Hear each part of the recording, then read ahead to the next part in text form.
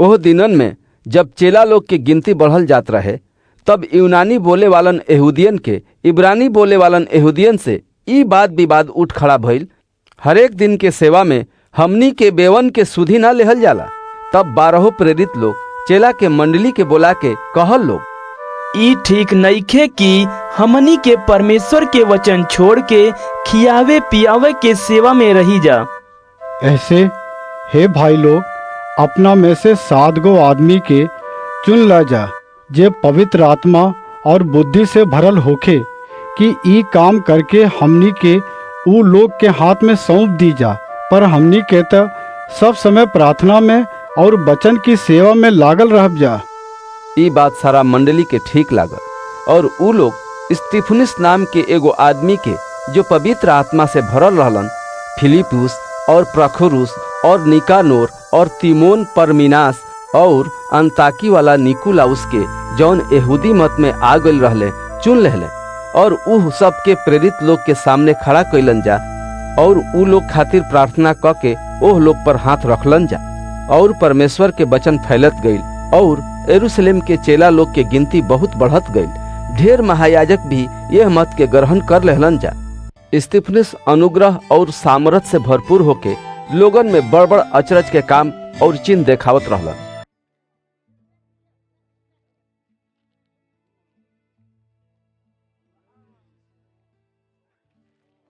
तब वो आराधनालय में से जौन लिबिर तिनोकी का हाथ रहे और कुरेनी और सिकंदरिया और किलिकिया और एशिया के लोगन में से कितना उठ के स्तिफनुस से बात विवाद करे लगलन सा। तबहू ऊ ऐसन बुद्धि और आत्मा से बोलत रहलन कि उन्हनी के उनकर मुकाबला ना कर सकलन सा। तब उन्हनी के कुछ आदमी के ई कह के झूठ कहे के उभरलन सा, हमनी के एकरा के मूसा और परमेश्वर के विरोध में निंदा करत सुननी है जा। लोगन पुरनियन और शास्त्रियन के भड़का के उनकरा पर चढ़लन सा और उनकरा के पकड़ के महासभा में ले गइलन सा और झूठ गवाह खड़ा कइलन सा। ये आदमी यह पवित्र जगह और कानून के विरोध में बोलल नइखे छोड़त, काहे कि हमनी के ओकरा के ई कहते सुननी है कि इहे यीशु नासरी ये जगह के ढा दिहे और रीति रिवाज के बदल दिहे, जवन मूसा हमनी के सौंपले बाड़न।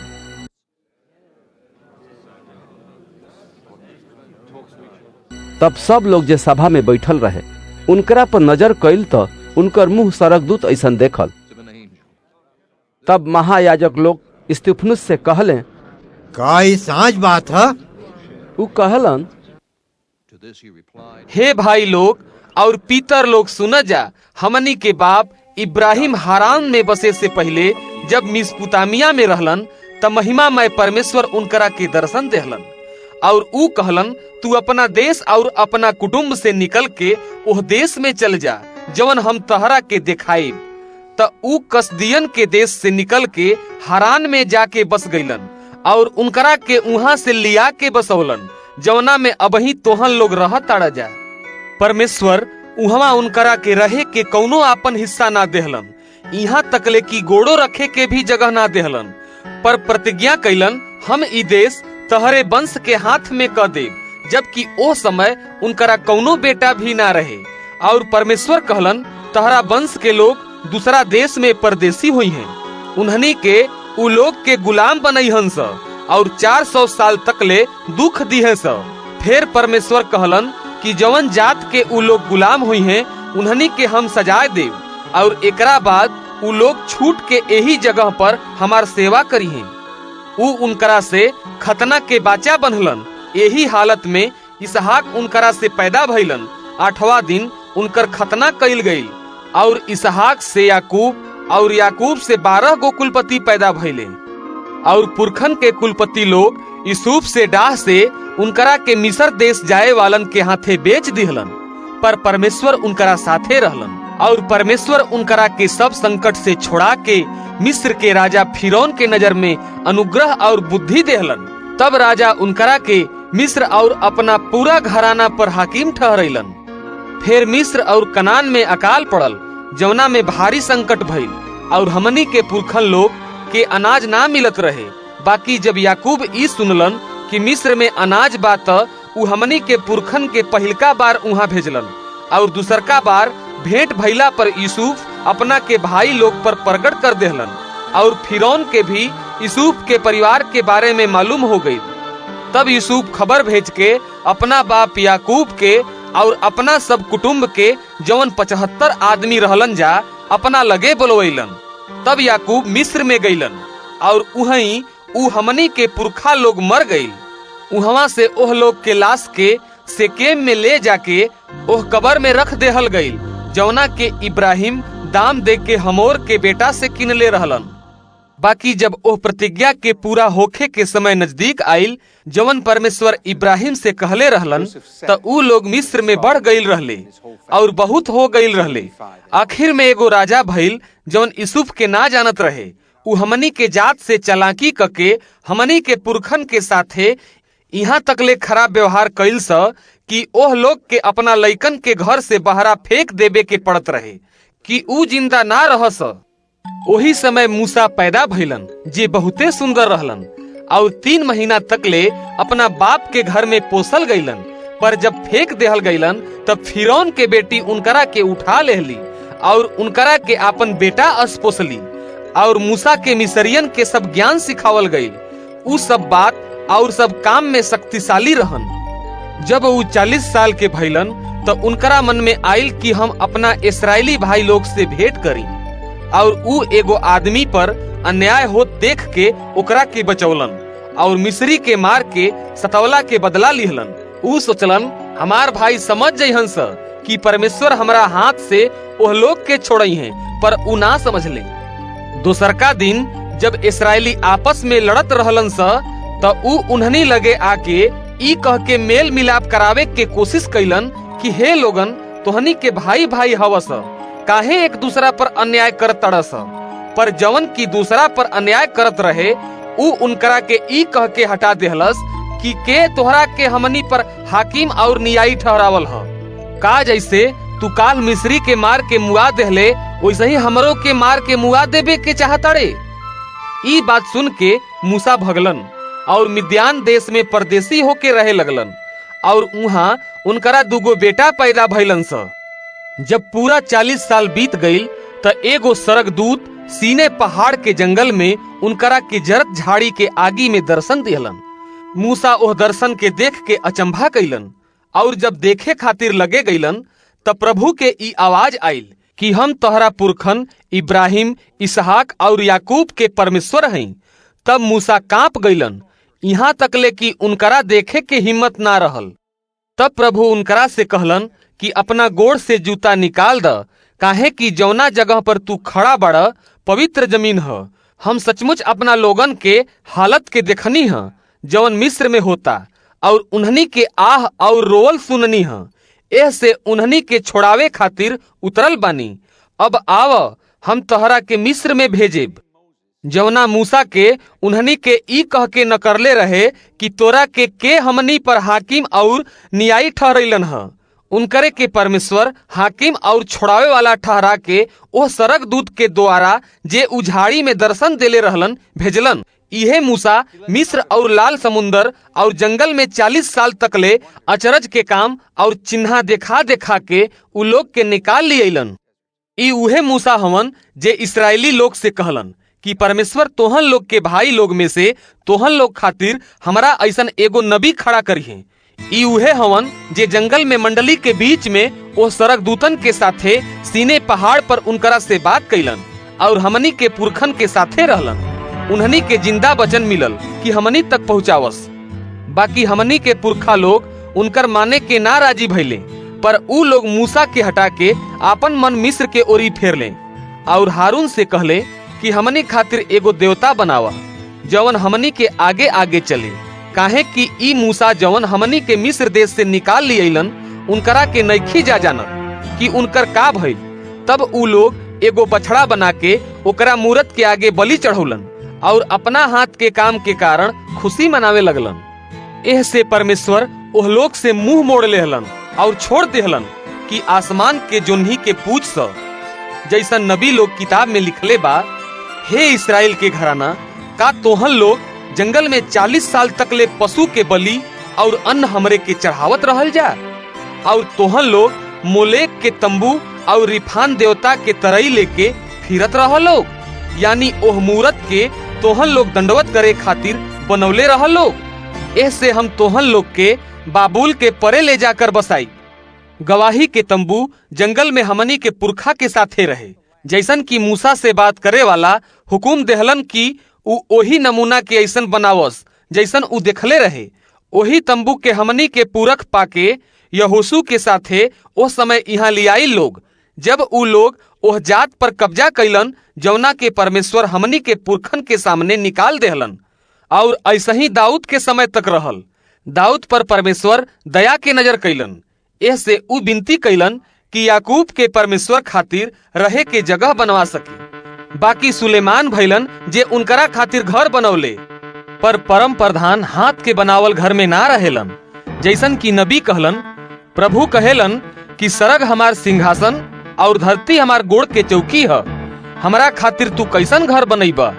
का हमरा आराम खातिर कौनो जगह हो सकेला? का हमरे हाथ ई सब के ना बनैलस? हे जिद्दी लोगन, तोहनी के मन और कान खतना रहित बा। तोहनी के हमेशा पवित्र आत्मा के विरोध करत आवत तड़स। तोहनियों के उहे काम करत तड़स जैसन तोहनी के पुरखा लोग कईल करत रहलन स। तोहनी के पुरखा नबी लोग में से केकरा के ना सतौलन? उन्हनी के ओहू लोग के मार डलन स, जे लोग वो धर्मी आदमी के आवे के पहले ही से खबर देले रहले, जिनकरा के पकड़ाए वाला और खूनी अब तोहनी के बन गईल बाड़ा स। तोहनी के सरक दूतन के द्वारा ठहरावल कानून त पवलस, पर ओकरा पर ना चललस। जब उन्हनी के ई बात सुनलन स तो जर गईलन स और स्तिफनुस पर दांत पीसे लगलन स। पर वो पवित्र आत्मा से भरपूर होके सड़क के ओरी देखलन और परमेश्वर के महिमा के और यीशु के परमेश्वर के दाहिना तरफ खड़ा देखलन। तब वो कहलन, देखा लोग, हम सड़क के खुलल और यीशु मसीह के परमेश्वर के दाहिना तरफ खड़ा देखत बानी। बाकी उन्हनी के चिल्ला के अपन कान बंद कर लेहलन स और एक साथे उनकरा पर झपटलन स। उन्हनी के उनकरा के निकाल के नगर से बाहरा ले गईलन स और उनकरा पर पत्थर चलावे लगलन स। गवाह लोग अपन कपड़ा उतार के साउल नाम के एगो जवान के लगे रखलन स। जब उन्हनी के स्तिफनुस के पत्थर से मारत रहलन स तो ऊ ई कह के प्रार्थना कइलन, हे प्रभु यीशु, हमारी आत्मा के ग्रहण करी। फिर ठेहुना के बल गिरलन और जोर से चिल्ला के कहलन,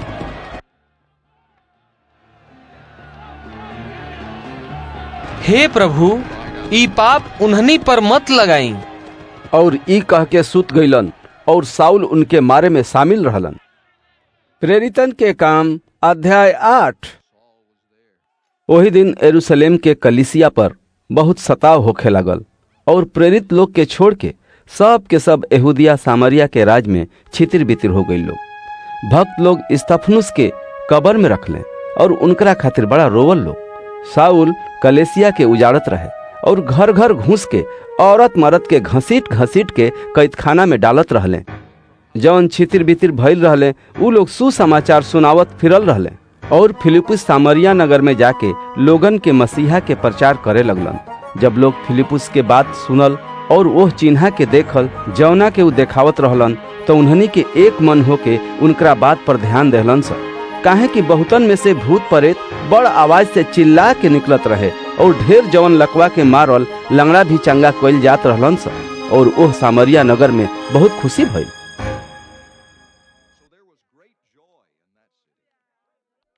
एकरा पहले वो नगर में समौन नाम के एगो आदमी रहे जौन जादू टोना क के सामरिया के लोगन के चकित कइल करत रहे।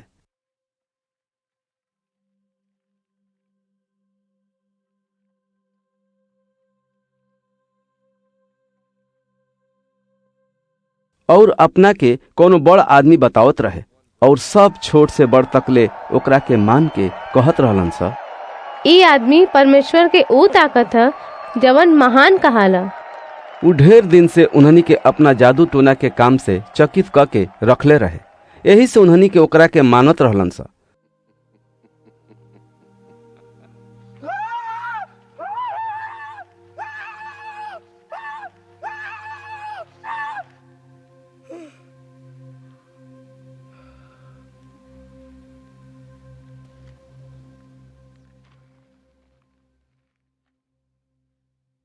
पर जब उन्हनी के फिलिप्पुस के वचन पर विश्वास कैलन स जे परमेश्वर के राज के सुसमाचार और यीशु नाम के प्रचार करत रहलन, त लोग का आदमी का मेहरारू सभे बपतिस्मा लेबे लगलन। तब समौन अपने विश्वास कैलन और बपतिस्मा लेके फिलिप्पुस के साथ रहे लगलन और बड़ काम और चिन्ह होत देख के चकित होत रहलन।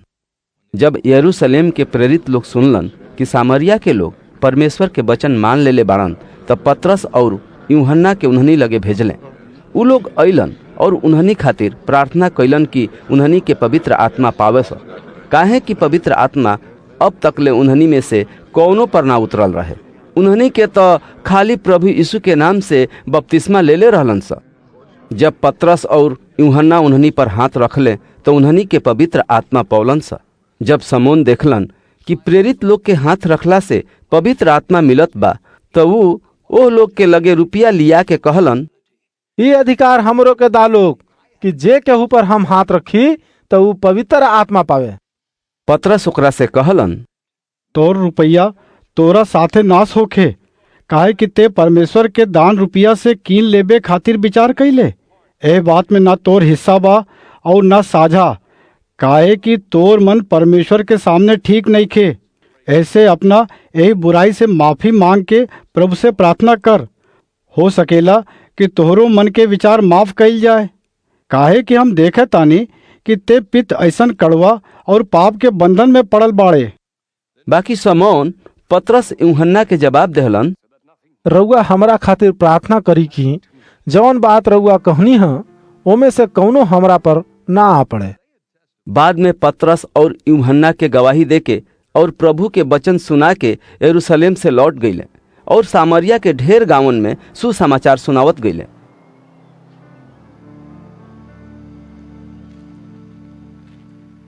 फिर प्रभु के एगो सरकदूत फिलिप्पुस से कहलन, दक्षिण ओरी ओ रास्ते पर जा जवन की यरूशलेम से गजा के ओरी जाला और जंगल में बा।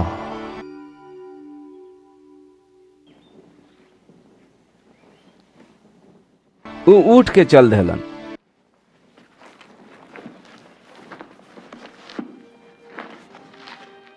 और देखा जा इथियोपिया देश के एगो खोजा रहे जौन वो देश के रानी कंदाके के मंत्री और खजांची रहे।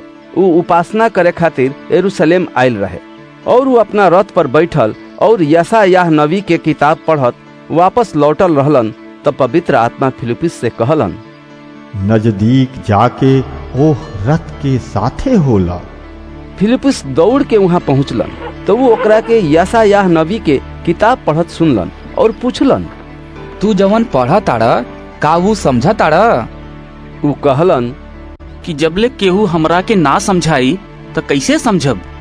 और उ फिलिप्पुस से विनती कैलन कि रथ पर चढ़ के हमरा लगे बैठ। पवित्र शास्त्र के जौन अध्याय उ पढ़त रहलन उ ई रहे, उ भेड़ी की ऐसन बद होके खातिर पकड़ल गईलन और जैसे मेमना अपना ऊन कतरे वालन के सामने चुपचाप रहेला वैसे ही वो अपन मुंह ना खोलन। उनका दीनता के हालत में उनकर न्याय ना होके पावल और उन्हनी के समय के लोगन के बुराई के बयान कौन करी, काहे कि धरती पर से उनकर प्राण उठावल जात बा। एह पर खोजा फिलिप्पुस से पूछलन, हम तोहरा से विनती करतानी कि ई बतावा कि नबी केकरा बारे में कहताड़न, अपना बारे में आ कि केहू दूसरा के बारे में। तब फिलिप्पुस अपन मुंह खोलन और यही शास्त्र से शुरू करके उनकरा के यीशु के सुसमाचार सुनैलन। रास्ते में चलत चलत उ लोग कोनो पानी के जगह पर पहुँचले। तब खोजा कहलन, देखा यहाँ पानी बा, अब हमके बपतिस्मा लेबे में का रोक बा। फिलिप्पुस कहलन कि यदि तू पूरा मन से विश्वास करा ताड़ा तब बपतिस्मा ले सकेला। उ जवाब देहलन, हम करत बानी कि यीशु मसीह परमेश्वर के बेटा हई।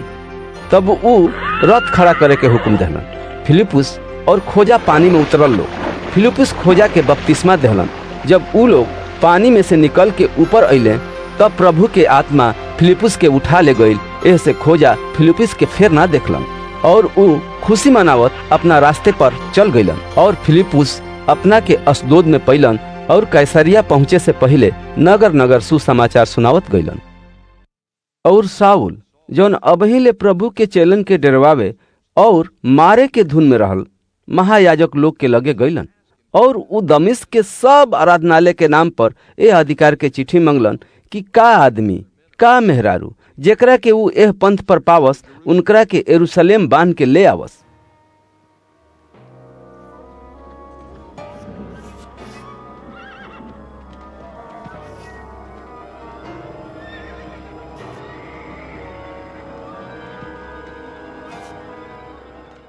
बाकी चलत चलत जब वो दमिश्क के नजदीक पहुंचलन तब तक एकाएक सड़क से उनकरा चारों ओर अंजोर चमकल और उ जमीन पर गिर गईलन और ई आवाज सुनलन, शाऊल, हे शाऊल,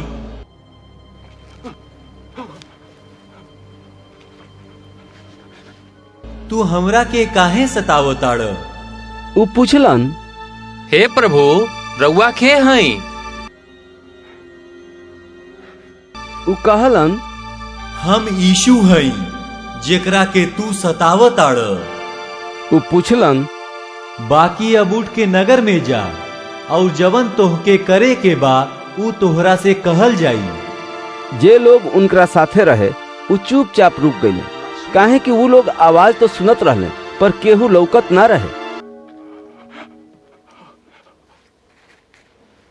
तब साउल जमीन पर से उठलन, पर जब आंख खोलन तो उनकरा कुछो दिखाई ना देहलस और उन्हनी के उनकर हाथ पकड़ के दमिश्क ले गईलन सा और उ 3 दिन तक ले ना देख सकलन और ना खैलन और ना पियलन।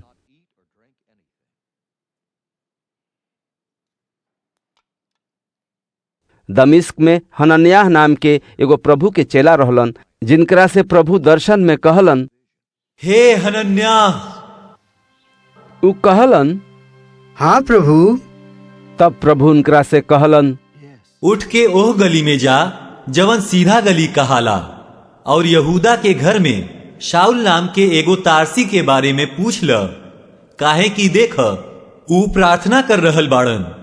और शाऊल दर्शन में हनन्याह नाम के एगो आदमी के भीतर आवत और अपना ऊपर हाथ रखत देखलन, जौना से कि ऊ फेर से देख सकस। हनन्याह जवाब देहलन, हे प्रभु, हम ए आदमी के बारे में बहुत आदमी से सुन ले बानी कि ई आदमी यरूशलेम में रहुआ पवित्र लोगन के साथे बड़ बड़ बुराई कैले बाड़न और यहाँ भी इनके महायाजक के ओरी से अधिकार मिलल बा कि जे लोग रहुआ नाम के लेत बाड़न उनकरा के बांध के यरूशलेम में ले जाई। बाकी प्रभु उनकरा से कहलन, तू चल जा, काहे कि ऊ त आन जातियन और राजा लोग और इस्राएली लोग के सामने हमरा नाम के प्रगट करे खातिर चुनल बर्तन हवन और हम उनकरा के बताए कि हमरा नाम खातिर उनकरा के कैसन कैसन दुख सहे के पड़ी। तब हनन्याह उठ के ओह घर में गईलन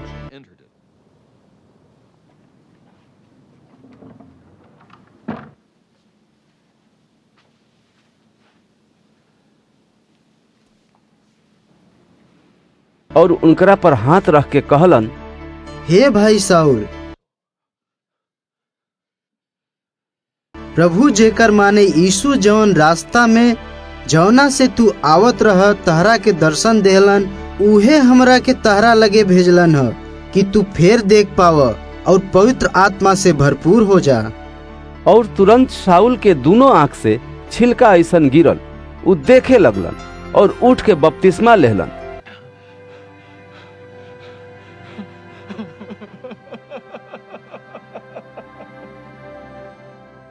तब खाना खा के बल पैलन। फिर उ कितना दिन ले चेलन के साथे रहलन जे दमिश्क में रहले और उ तुरंत आराधनालय में जाके यीशु के प्रचार करे लगलन कि उ परमेश्वर के बेटा हवन। और सब सुने वालन चकित होके कहे लगलन, सा का ई उहे आदमी ना हो जवन यरूशलेम में उन्हनी के जवन यीशु के नाम लेत रहन सा नाश करत रहे और यहाँ भी यही खातिर आयल रहे कि उन्हनी के बांध के महायाजक लोगन के लगे ले जाए। बाकी साउल बहुत सामर्थी होत गईला और ई बात के चिन्हा देके कि मसीहा इहे हवन दमिश्क के रहे वालन यहूदियन के मुंह बंद करत रहलन। जब ढेर दिन बीत गईल तो यहूदी सब मिल के साउल के मार डाले के उपाय कैलन सा। बाकी उन्हनी के उपाय के बारे में साउल के मालूम हो गईल। उन्हनी के उनकरा के मार डाले खातिर दिन रात नगर के सब फाटक के लगे खड़ा रहत रहलन सा। पर उनकर चेला लोग रात में उनकरा के एगो ढांची में बैठा के देवाल पर से उतार देलन सा।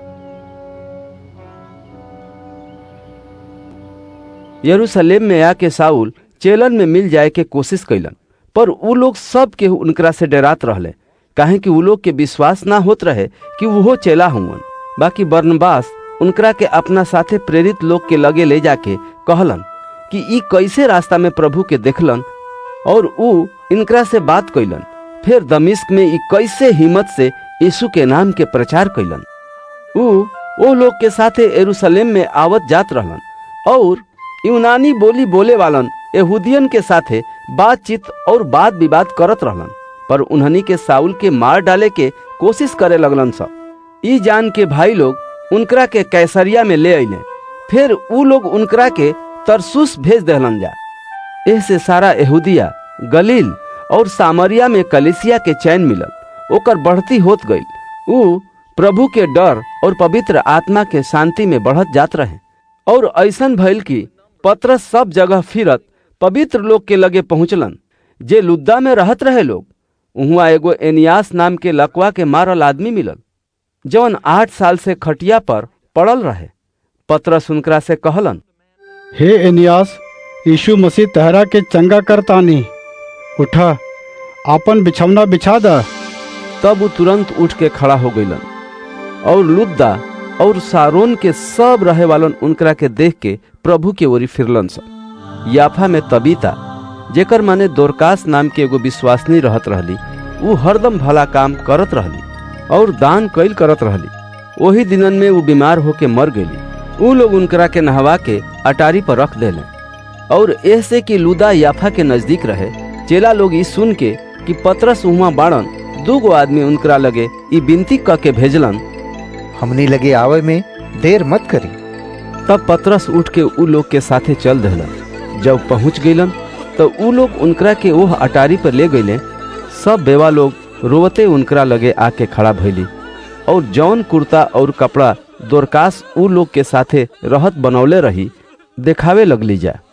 तब पतरस सब केहू के बहरा क देहलन और ठेहुना के बल होके प्रार्थना कैलन और लाश के ओरी देख के कहलन, हे तबीता उठ। तब उ अपन आँख खोल देहली और पतरस के देख के उठ के बैठली। वो हाथ दे के ओके उठौलन और पवित्र लोगन और बेवन के बुला के उ लोग के जिंदा सौंप देहलन। ई बात सारा याफा में फैल गई और ढेर लोग प्रभु पर विश्वास कैले।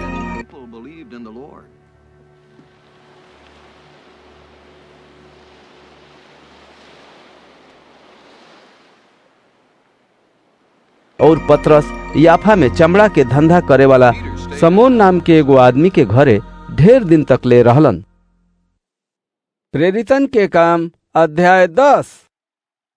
कैसरिया में कुर्नेलियुस नाम के एगो आदमी रहलन, जौन इतालियानी नाम पलटन के सूबेदार रहलन। वो भक्त रहलन और अपना सारा घराना समेत परमेश्वर के भय मानत रहलन और यहूदी लोग के दान देत रहलन। वो हमेशा परमेश्वर से प्रार्थना करत रहलन। वो दोपहर के 3 बजे के करीब दर्शन में साफ देखलन कि परमेश्वर के एगो स्वर्गदूत उनकरा लगे भीतर आके उनकरा से कहलन, हे कुर्नेलियुस। कुर्नेलियुस स्वर्गदूत के ध्यान से देखलन और डरा के कहलन, हे प्रभु, का ह? स्वर्गदूत कुर्नेलियुस से कहलन, तहार प्रार्थना और तहार दान याद खातिर परमेश्वर के लगे पहुंचल बा और अब याफा में आदमी भेज के शमौन नाम जवन पतरस कहालन बुलवा लो। वो शमौन चमड़ा के धंधा करे वाला के यहाँ पाहुन बाड़न, जिनकर घर समुंदर के किनारे बा। जब वो स्वर्गदूत जौन उनकरा से बात करत रहलन चल गईलन, तब कुर्नेलियुस 2 नौकरन के जौन उनका लगे हाजिर रहत रहले, उनकरा में से एगो भक्त सिपाही के बुलैलन और उनकरा के सब बात बता के याफा के भेजलन। दोसरका दिन जब उ लोग चलत चलत नगर में पहुंचल तो 2 बजे के करीब पतरस कोठा पर प्रार्थना करे खातिर चढ़लन और उनकर भूख लागल तो उ कुछ खाए के चाहत रहलन। पर जब उ लोग खाना तैयार करत रहले तो उ एगो दर्शन देखलन और उ देखलन कि सड़क खुल गईल बा और एगो बड़का चदर ऐसन चारों कोना से लटकत धरती की ओरी उतर रहल बा, जौना में धरती के सब किस्म के चौपाया रेंगे वाला जंतु और आसमान के चिड़ई रहन सब और उनका के एगो ऐसन आवाज सुनाई देलस, हे पतरस उठ, मार के खा। बाकी पतरस कहलन, ना प्रभु, कभी ना, काहे कि हम कभी कवनो अपवित्र और अशुद्ध चीज नहीं खैले। फिर दोसर का बार उनके आवाज सुनाई देलस, जवन कुछ परमेश्वर शुद्ध ठहरैले बानी ओकरा के तू अशुद्ध मत कह। 3 बार ऐसे ही भइल। तब तुरंत उ बर्तन सड़क पर उठा लिहल गई। जब पतरस अपना मन में ई बात शक करत रहलन कि ई दर्शन जौन हम देखनी है ओकर माने का हो सकेला, तो वही घड़ी उ आदमी लोग जिनकरा के कुरनेलियुस भेजले रहलन समोन के घर के पता लगा के द्वार पर खड़ा भइल लोग और पुकार के पूछे लागल लोग कि समौन जवन पतरस कहालन का एहिजा रुकल बाड़न। पतरस ओह दर्शन के समझे के कोशिश करते रहलन। पवित्र आत्मा उनकरा से कहलन, देख 3 गो आदमी तहरा के खोजत ताड़े, एह से उठ के नीचे जा और ओह लोग के साथे बिना सोचले चल जा, काहे कि हम ही उ लोग के भेजले बानी। तब पतरस उतर के वह आदमियन से कहलन, देखा लोग, जेकरा के तोहन लोग खोजे ताड़े जा उ हम ही है। तोहन लोग के आवे के का कारण बा? उ लोग कहलन, कुरनेलियुस सूबेदार जवन धर्मी और परमेश्वर से डराए वाला और सारा यहूदी जात में इज्जतदार आदमी हवन, उ एगो सड़क दूत से ई चेतावनी पौलन ह कि रउआ के अपना घरे बुला के रउआ से वचन सुनस। तब पतरस उ लोग के घर में भीतर बुला के पहुनाई कइल और दोसरका दिन उ वो लोग के साथे और याफा के भाई लोग में से कुछ भाई लोग भी उनकरा साथे गइल लोग। दोसरका दिन उ लोग कैसरिया में पहुँचले और कुरनेलियुस अपना रिश्तेदारन और नजदीकी दोस्तन के साथे उनकर बाट जोहत रहलन। जैसे पतरस भीतर गइलन त कुरनेलियुस उनकरा से भेंट कइलन और गोड़ पर गिर के उनकरा के गोड़ लगलन। बाकी पतरस उनकरा के उठा के कहलन, खड़ा हो जा, हमहू त आदमी हई। और उनकरा साथे बातचीत करते उ भीतर गइलन। तो उ ढेर लोग इकट्ठा भइल देख के उ लोग से कहलन, तोहन लोग जाना ताड़ा कि आन जातियन के संगत कइल आ उन्हें यहाँ गइल यहूदी खातिर पाप है, पर परमेश्वर हमरा के बतैलन है कि हम कौनो आदमी के अपवित्र आ अशुद्ध ना कहीं। यही से जब हम बुलावल गईनी तब बिना कुछ कहले चल अईनी। अब हम पूछा तानी कि हमरा के कौना काम खातिर बुलावल गईल बा? कुरनेलियुस कहलन, पूरा 4 दिन भइल, यही घड़ी हम अपना घर में 3 बजे दोपहर में प्रार्थना करत रहली कि एगो आदमी चमकीला कपड़ा पहनले हमरा लगे सामने आके खड़ा भइलन और कहे लगलन, हे कुरनेलियुस, तहार प्रार्थना सुन लेहल गईल बा और तोहार दान परमेश्वर के सामने याद कईल गईल बा।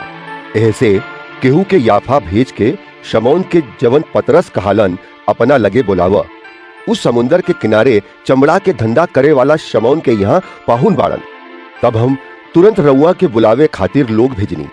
रउआ बड़का कृपा कईनी कि आ गईनी।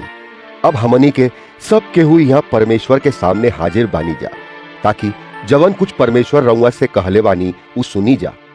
तब पतरस मुंह खोल के कहलन, अब हमके पक्का मालूम हो गयल कि परमेश्वर केहू के पक्ष ना करेली, पर हर वंश में जो उनका डर मानेला और धर्म के काम करेला उहे उनके भावेला। वो यीशु मसीह के द्वारा जवन सब केहू के प्रभु हवन, जवन वचन इसराइलियन के लगे शांति के प्रचार करे खातिर भेजलन। तो उन लोग खुद वह बात के जाने तारा जा जवन यूहन्ना के बपतिस्मा के प्रचार के बाद गलील से लेके पूरा यहूदिया में फैल गई। तो हम लोग यीशु नासरी के जाने ताड़ा जा कि परमेश्वर उनकरा के कैसे पवित्र आत्मा और सामर्थ से अभिषेक कैलन, वो कैसे भलाई करत और सब केहू के जे शैतान के सतावल रहलन चंगा करत फिरलन, काहे कि परमेश्वर उनकरा साथे रहली। हमनी के वो सब काम के गवाह बानी जा जवन वो यहूदी लोग के देश में और यरूशलेम में कैलन। उन्हनी के उनकरा के काट पर लटका के मार दहलन सा, पर उनकरा के परमेश्वर तिसरका दिन जियनी और प्रगट भी कर देले बानी।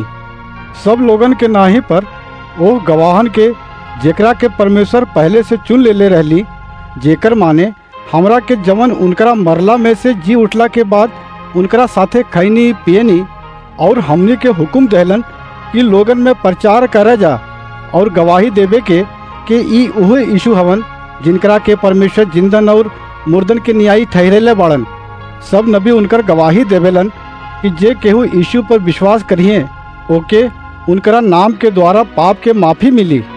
पतरस ई वचन कहते रहलन कि पवित्र आत्मा वचन के सब सुने वालन पर उतर आई, और जितना खतना कईल विश्वासी पतरस के साथे आयल रहले उ लोग सब केहू चकित भइलन कि आज अनजातियन पर भी पवित्र आत्मा के दान उड़ेलल गईल बा, काहे कि वो लोग उन्हनी के दोसर दोसर बोली बोलत और परमेश्वर के बड़ाई करत सुन ले। का केहू इन्हन लोग के रोक सकेला कि ई लोग पानी के बपतिस्मा ना लेबे जे लोग हमनी ऐसन पवित्र आत्मा पैलन है? और वो हुक्म देलन कि उ लोग के यीशु मसीह के नाम से बपतिस्मा देहल जाओ। तब उ लोग उनकरा के कुछ दिन और रहे खातिर विनती कैले।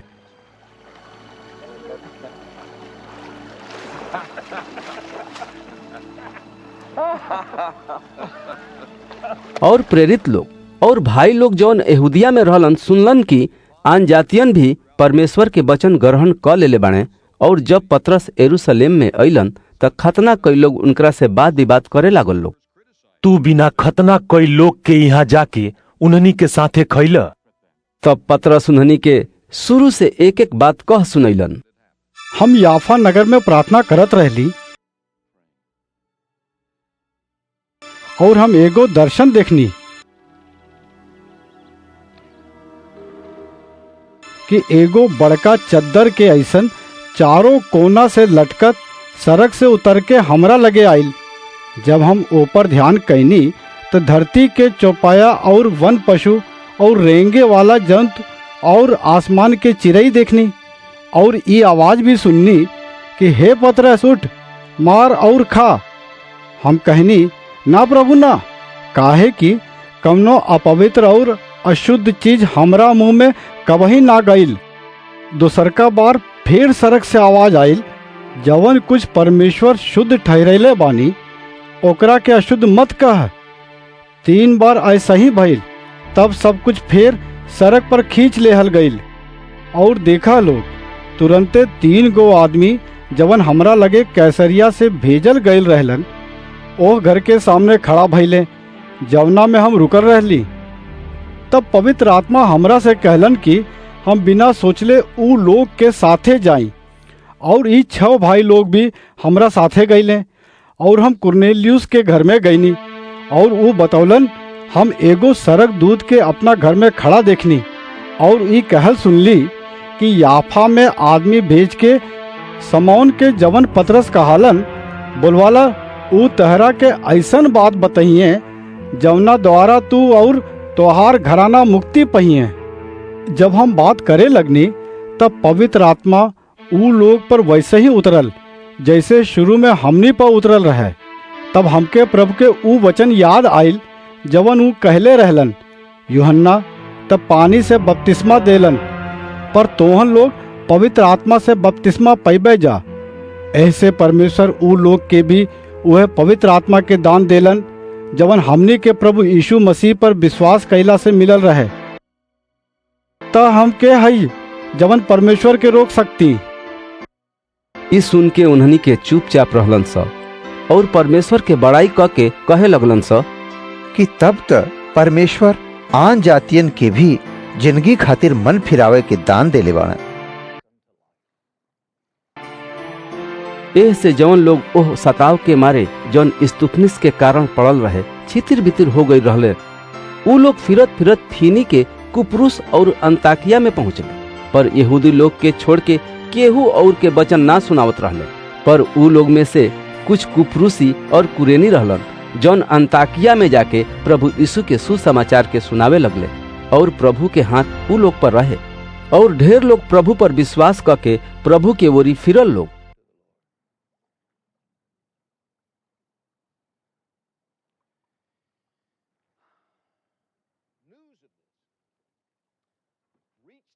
जब ऊ लोग के खबर यरूशलेम के कलीसिया के लोग के सुने में आइल तो ऊ लोग बरनबास के अंताकिया भेजले।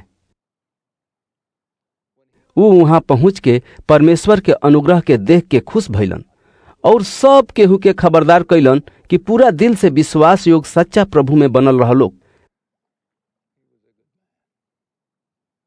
काहे कि बरनबास एगो निमन आदमी रहलन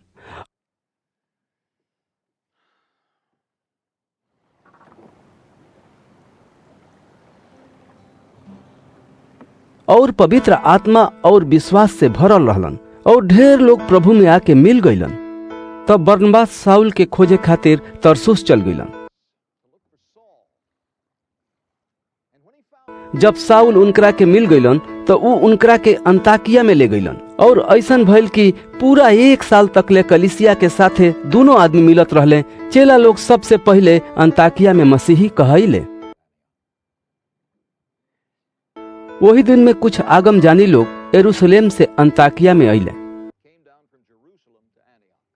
ऊ लोग में से अगबुस नाम के एगो आदमी खड़ा होके पवित्र आत्मा के अगुवाई से ई बतौलन कि सारी दुनिया में बड़ा अकाल पड़े और ऊ अकाल क्लौदियुस चक्रवर्ती के समय में पड़ल। तब चेला लोग तय कैले कि सब केहू अपना अपना योग्यता के ऐसन यहूदिया में रहे वालन भाई लोग के सेवा खातिर कुछ भेजे और ऊ लोग ऐसा ही कैलन। बरनबास और साउल के हाथे कलिसिया के पुरनिया लोग खातिर भेज देहले।